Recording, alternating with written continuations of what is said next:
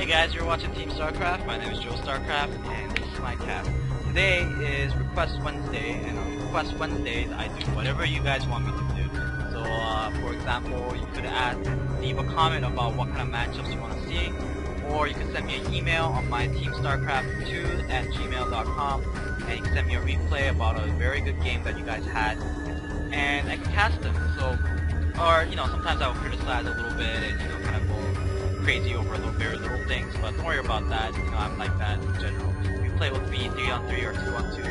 That's how I am usually. So very picky about little build orders and building placements, and at the same time, you want to learn from those mistakes also, right? So criticism is always a nice thing if it comes with something useful, right? So today, Sanity has actually sent me this game. My random partner is actually my random partner, and I think it's massive this week. Last week, I'm not sure exactly. And he sent me this after having a little competition because I told him that I cast, and if you have any good games, then send me over some any good games that he has, and then he sent me this game particularly. So thanks for sending me this game, so I could be part of the Request Wednesday, other than being a caster. So let's take a look at our opponents at the moment right now. So so we have a Teal Terran. His name is iiMQuiick. And maybe he has a high APM or something. Maybe, I don't know. Let's take a look at his APM. Yeah, he's not that quick. So I don't know why his name is iiMQuiick, but maybe he's quick in something else. Maybe other things in his life. So just joking, guys. And we have Purple Zerg DDestory, and he has to emphasize the D, so he has to put D twice. So we noticed that he actually went 10 full, and they're going to pressure. So one thing I liked about Insanity this game is that he wanted to share a wall, which was very, very thoughtful, because this only happens a lot of times. I think this happens in pre-made, or people that sort of understand the game and they don't really like those people that are actually thinking, you know what I mean? Because whatever that benefits me and him, or benefits me too, will benefit him as well.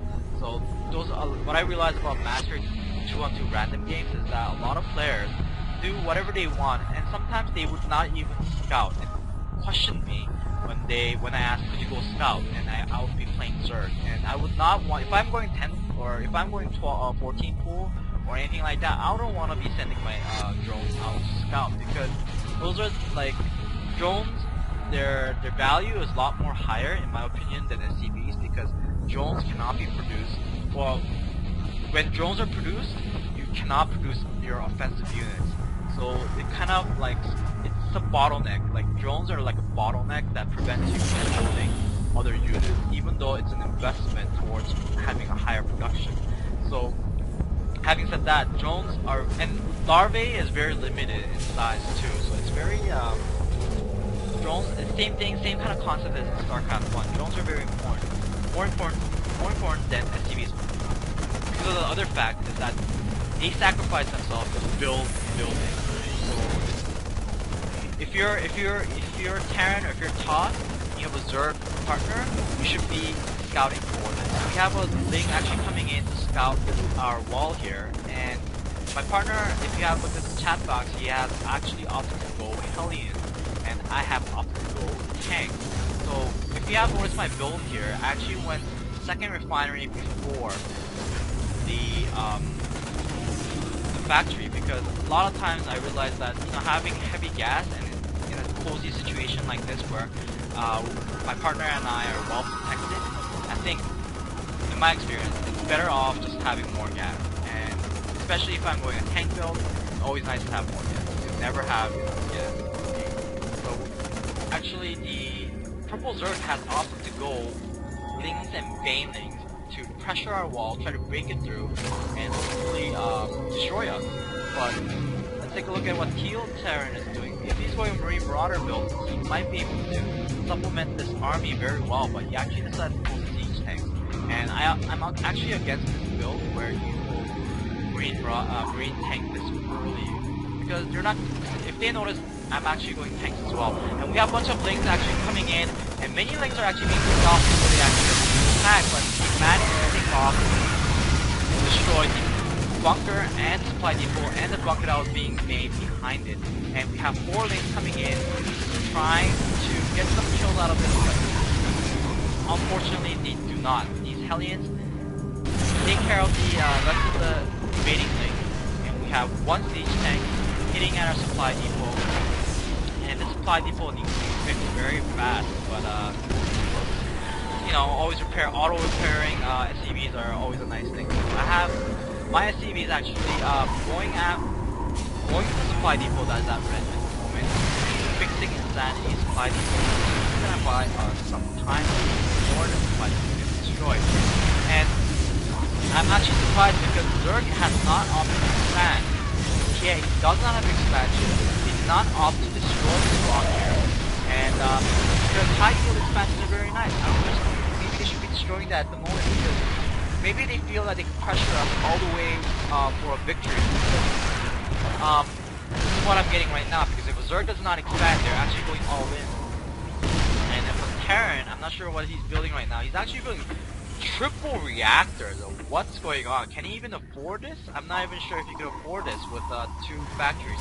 These 2 factories not making anything, so this build is actually, I would say, not cost effective because they're not gonna be making anything.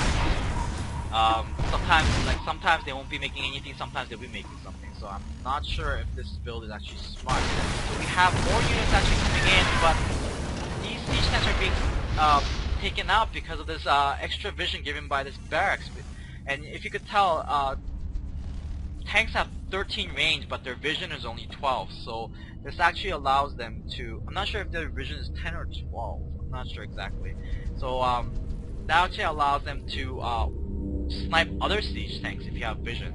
So we have oh, the Hellions here got picked off by a bunch of links here, and this Banshee is actually coming into Purple Zerg's base, and I am not sure why it's not going into the drone miner line, but I can understand why, sort of, because we saw the spire going down. If the spire goes down, and if I can pick off the spire on time, then we could delay the muta timing. And mutas in StarCraft 2 are so good, so darn good, and we really don't want to help them, try to help them, or we want to deter muta building in any way possible. So we have a bunch of Hellions being rallied here, or moved here. I'm not sure what he's gonna do. He's actually building a medevac to pick them up and do some harass.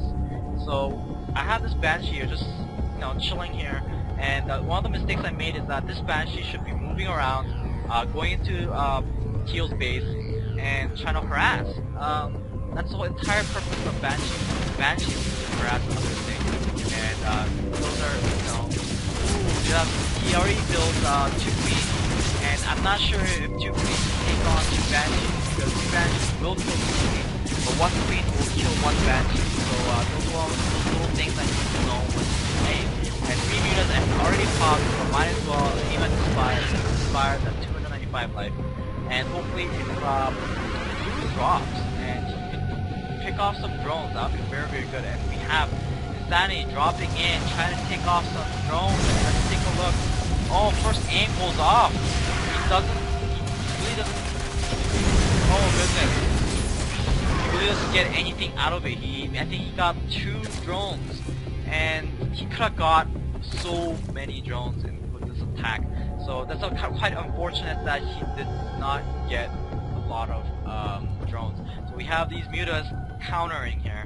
They're coming into Blue's base and trying to see what they could gain out of this, because it's apparently the Zerg's turn to harass, and I'm still baffled that this Zerg has not expanded. He has 1,000 minerals, he has yet to expand. This is just going to be bad news for him, and he loses 1 muta and he gains almost nothing out of it. He just damages that turret to a point where it's about to be destroyed, and he really doesn't get anything out of it. So if you have mutas, if you have like 5-6 mutas, don't go after turrets, because unless they're really isolated, and if he realizes that, you know, they're going to be not fixed, but they're pretty close to the mineral line, and Insanity has actually quickly reacted to fix the turret. So we have quite a big force here, and I actually underestimated the ability of iiMQuiick to macro, and he actually built up a huge marine tank force here above the cliff. He has position and this position will actually be very bad for us because when Terran, what makes Terran versus Terran